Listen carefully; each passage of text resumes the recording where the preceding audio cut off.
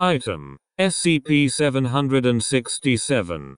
Object Class: Euclid.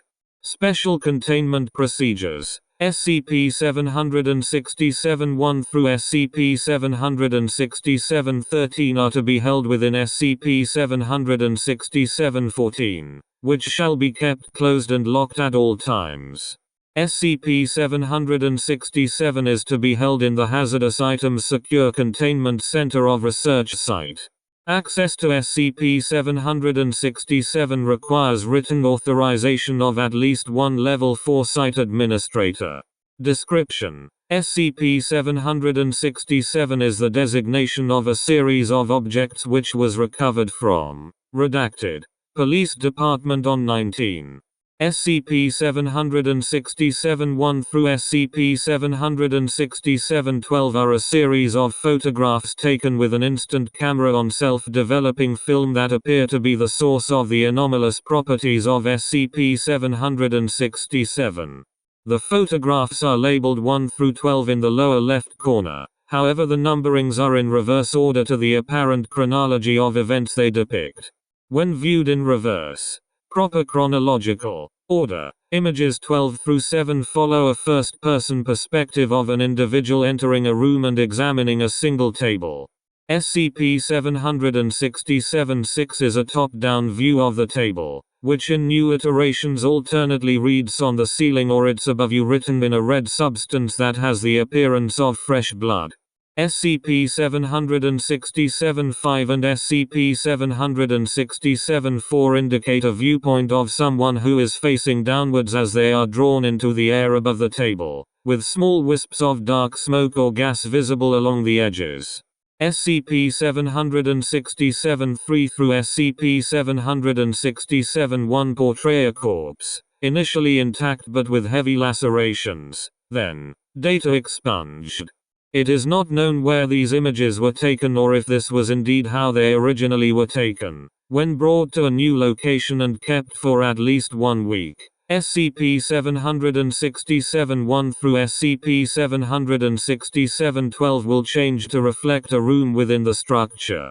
If a sufficient replacement is not present, a room designed and furnished in the general style of the structure in which SCP-767 is kept will appear within the photographs.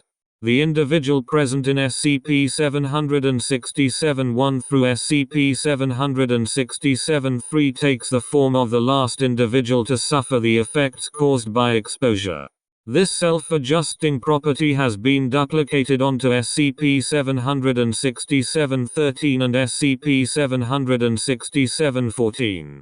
SCP-767-13 is a police report written by the Redacted Police Department investigating the murder scene portrayed in the photographs. The address of this scene will adjust at the same time as the images to the address of the new location. The date at the top of the report is 19. 2 weeks before Foundation agents recovered SCP-767. SCP-767-14 is a brown leather valise, originally belonging to Officer. When the rest of SCP-767 alters, the gold monogram plate between the valise's locks will adjust to the name of whoever owns or currently is head of the new structure. It currently reads Dr. Who is the site administrator for Research Site. Subjects exposed to the photographs within SCP-767 suffer a number of effects, while the most serious effect that occurs is based upon the highest number viewed. The time to onset of these effects is drastically reduced when viewing the photographs in numbered order up to that point. Confirmed effects are as follows. SCP-767-1 through SCP-767-3. No effects. Subjects normally not adverse to images of bodily mutilation describe the viewing as weird or disturbing beyond their normal sensations. SCP-767-4 through SCP-767-6. Within 1 day of viewing, subjects develop claustrophobic tendencies when in rooms with low ceilings. Roughly 50% of subjects also develop nyctophobia, fear of the dark, or more specifically fear of potentially negative occurrences in the dark. Intensity of fears is directly related to the number viewed, with 6 being the strongest. SCP-767-7 through SCP-767-9. All subjects exposed to SCP-767-7 thus far have revealed a sudden urge to examine the ceiling, usually snapping their heads upwards immediately, even if not exposed to the other photographs. Most have described it as instinctual, as if the warning had been yelled at them. The above listed phobias will become apparent within 6 to 12 hours, along with sensations of being watched and persistent chills regardless of ambient temperatures.